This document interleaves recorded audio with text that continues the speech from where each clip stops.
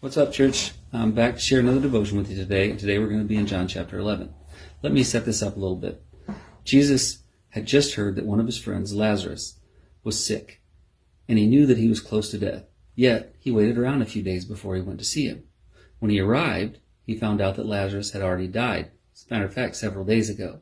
Well, the sisters hear that he's arrived, so they run out to meet him, and you can see in their voices that they don't understand what God's plan was.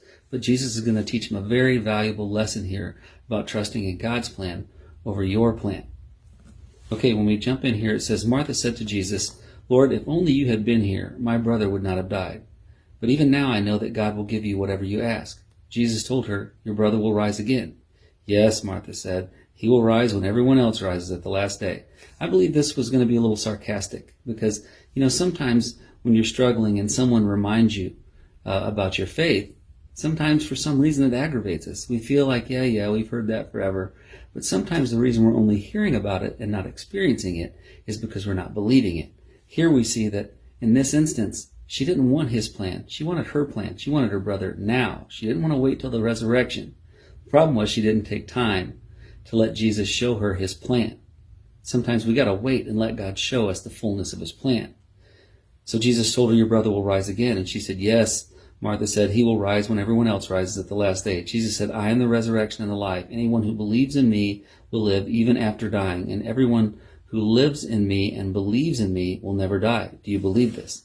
Yes, Lord, she told him, I have always believed that you are the Messiah, the Son of God, the one who has come into the world from God. Now, after he told her, listen, I am the resurrection and the life, I think she calmed down a little bit because she said, well, I've always believed that you're the Messiah.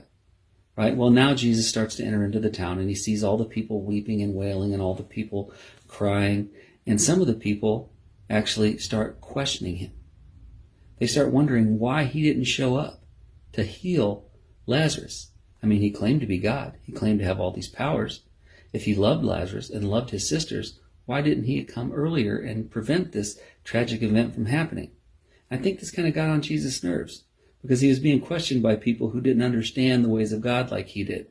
It said when Jesus saw her weeping and saw other people wailing with her, a deep anger welled up within him, and he was deeply troubled. Where have you laid him? He said to them.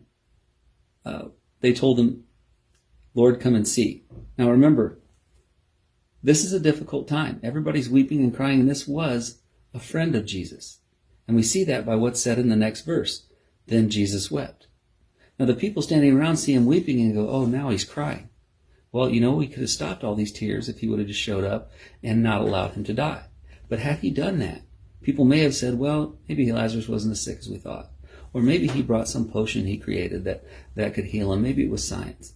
They would have found a way to excuse away the great miracle he was about to do. So in this way, they're going to find out that God's plan is always better than their plan.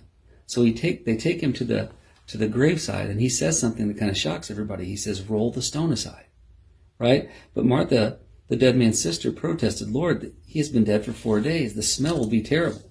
Listen, the Jews were a little touchy about death, and especially after 3 days because they believed that that's when the body started to decompose. But he says, listen, roll the stone away. Then Jesus responded, didn't I tell you that you would see God's glory if you believe? So they rolled the stone aside, and Jesus looked up to heaven and said, Father, I thank you for hearing me. You always hear me. But I said it out loud for the sake of all the people standing here, so that they will believe you sent me. Then Jesus shouted, Lazarus, come out.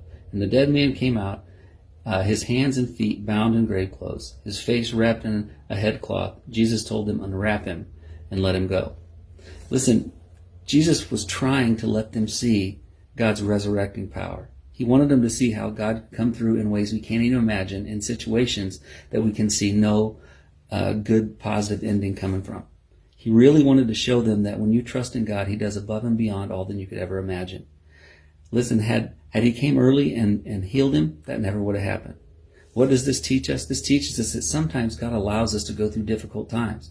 And while we think he's ignoring us or making us suffer, usually he's just trying to set it up so that we can see something amazing that will strengthen our faith, something that will make us grow closer to him.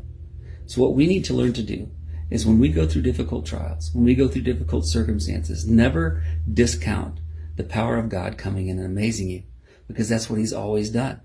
And when he comes in and amazes you, you'll realize that that extra time you spent wasn't time of suffering, but time of preparation. He was trying to prepare you to receive a blessing that your mind can't even grasp.